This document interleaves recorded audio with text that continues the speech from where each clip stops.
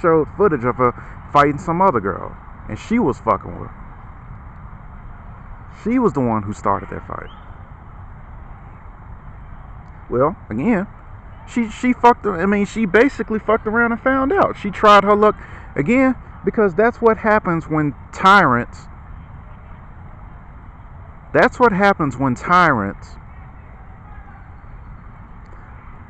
All that shit does.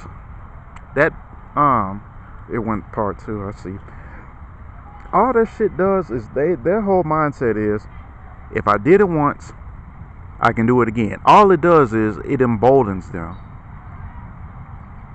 until basically they fuck around and find out, which she did. She fucked around and found out. You know, kind of like those good old boys down in Birmingham. And I don't know for the life of me what makes these folks think, after, not to mention this country's history and that bullshit, how that didn't work, how all of that was some bullshit, like with the civil rights movement and whatnot, and then what followed suit after the fact, like all the uprising of all these gangs and the violence that these Negroes, inflict on themselves. What makes you think you just gonna come to the hood, any element of the hood, and thinking it's gonna be sweet? And you dealing with people who basically have to get it out of the mud. While y'all have been languishing in suburbia, while y'all have been sitting up here languishing in suburbia, you think you gonna square toe to toe with anybody who comes out of that community, whether they thorough or not. Because I came out of that community. I had to run up out of that community. While you've been sitting around sipping pina coladas or doing whatever y'all do over there in suburbia. Not to mention the drugs that y'all do.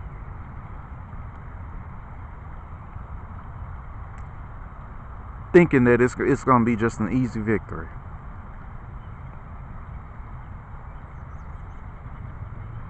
I mean, I don't get it. I mean, to me, it's just crazy that, because like I said, I know how vicious hood fights can get. And even though, like I said, this black girl was a rare exception in the fact that, like I said, she knew multiple languages, she makes good grades, and she's on the band playing whatever musical instrument.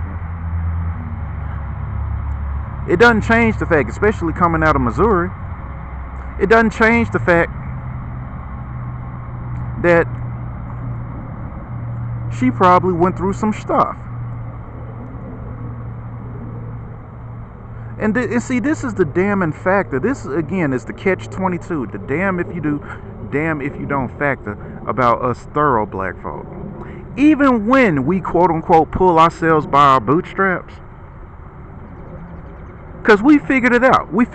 Okay.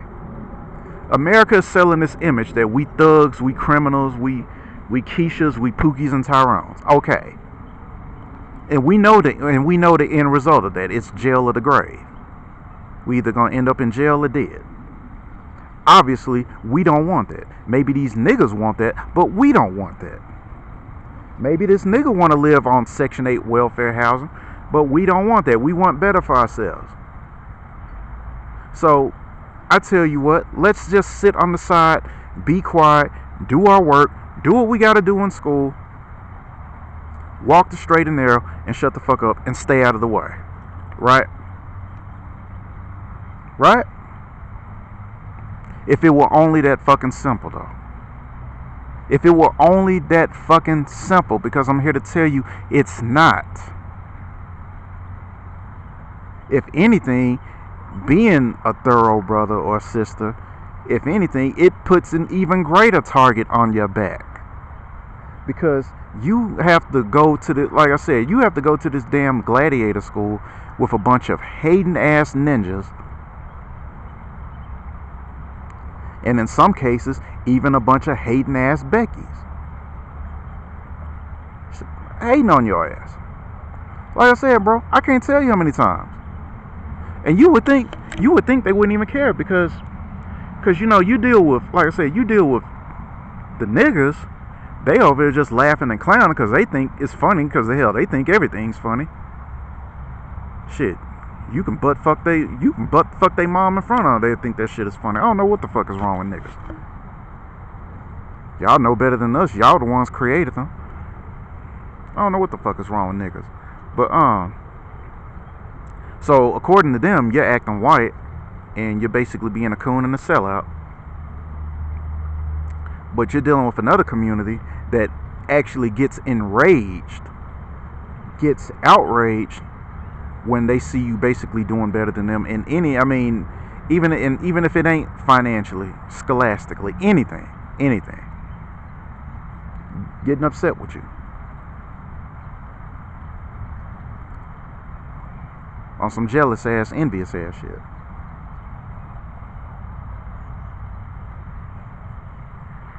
So it's like, yeah, you can't win for losing. You can't win to lose. But I would encourage my brothers and sisters who haven't taken the Pookie and Keisha route to keep pushing, because that's what our ancestors did. This whole, you know, it's so ironic though that like this whole narrative about studying and, you know, making a grade and, you know, staying in school, you're acting white by doing that, when it was Negroes in the past who basically fought long before the Civil Rights Movement, mind you, like in the, I want to say like the early 1910s or whatnot, so that we would have access to the same quality of education that our white counterparts had. I mean, need I bring up the Tuskegee Airmen? Need I bring up the engineers of this, the founding engineers of this country, like the George Washington Carvers of this country? Those were niggas. I know I shouldn't refer to them as that, but yeah, those were brothers and sisters. They were black, is my point. And so I'm just here to once again call out the complete lies, the complete bullshit, the complete gaslighting, and the complete utter hypocrisy of this fucking nation. A nation full of hypocrites, of liars, who have this unspoken rule. And it is unspoken. It ain't nothing in bold print saying that if you look like me, you have to be a shine.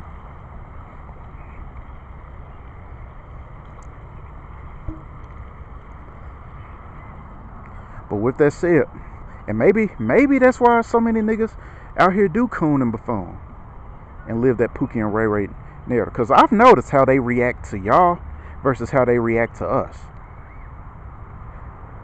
And if y'all do that shit because of because what I think y'all do, like why I think y'all do that, bro, that is the ultimate expression of a coward.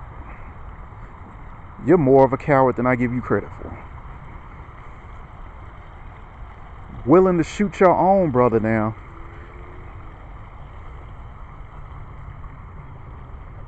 But you won't get down like them boys did out in Birmingham, or like this sister did.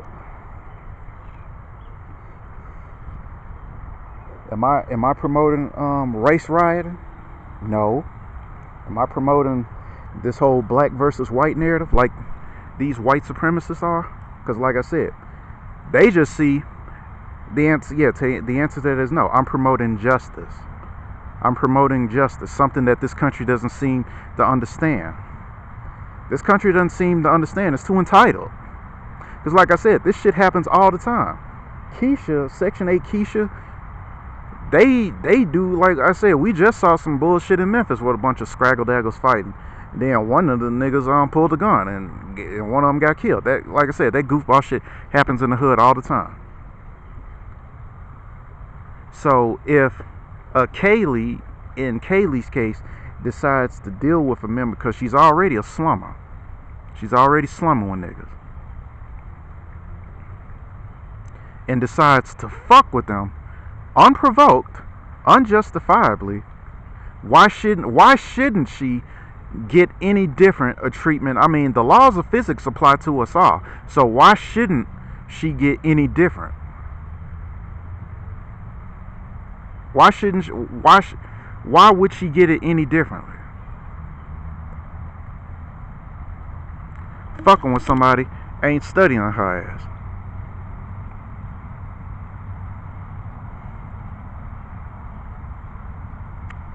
Cause she don't know what it's like.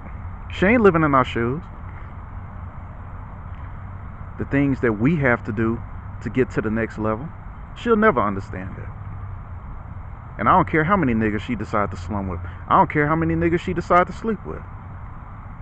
She'll never understand what we have to go through.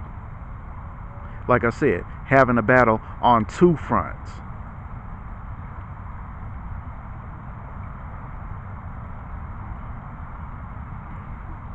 Now, let me, yeah, I'm through with that, but, with the whole thing between these two girls. So let me go on and continue with the police officers, or should I say race soldiers, between what happened in Mississippi and New York.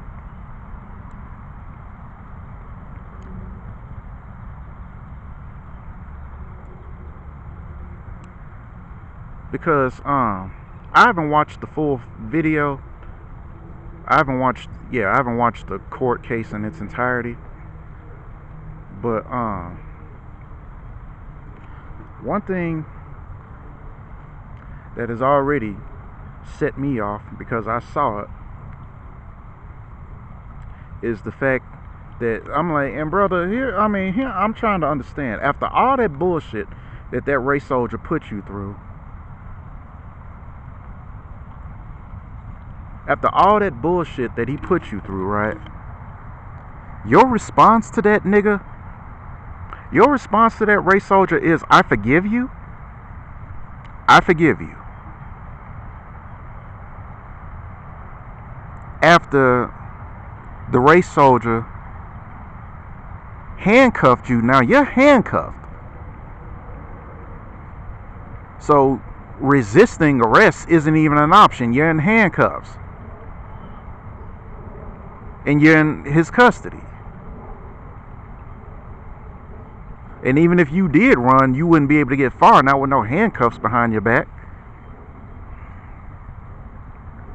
Of him beating you, torturing you, and eventually one of them shooting you. Because I think the nigga who got shot is specifically the one who told this race soldier that he forgives him.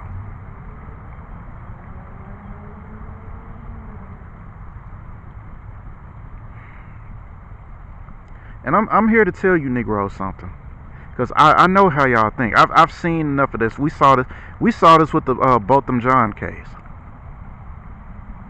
Because like I said, as much smoke as you have for each other, when it comes to these lily white folk,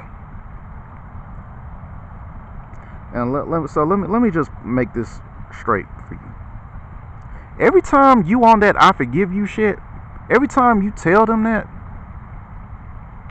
all it does is just like dealing with a bully. All it does is it emboldens them. You're not doing a service for the rest of us.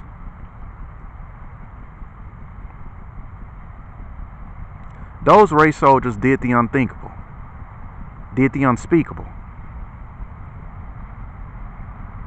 They took the trust of the community and they basically abused their authority.